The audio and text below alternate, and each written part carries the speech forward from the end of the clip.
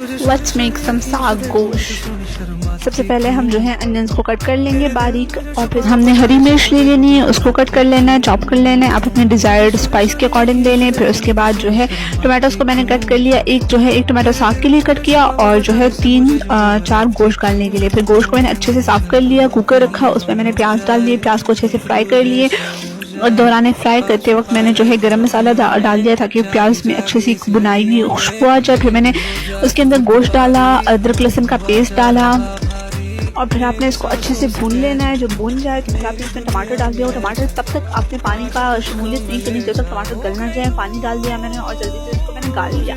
गोश्त को गालने के बाद जो है आप इसको 40 मिनट तक गाल लें कुकर में, और जब आपको लगे कि ये गल जाएगा तो आपने इसको निकाल देना है। फिर मैंने साग को तड़का लगा दिया, और जो है जो मैंने इसमें गोश्त डाल दिया। तड़का नॉर्मल और सिंपल था साग का, जिस तरह हम नॉर्मल बनाते हैं, और हमारे पास साग रेडी हो गया। एंजॉय।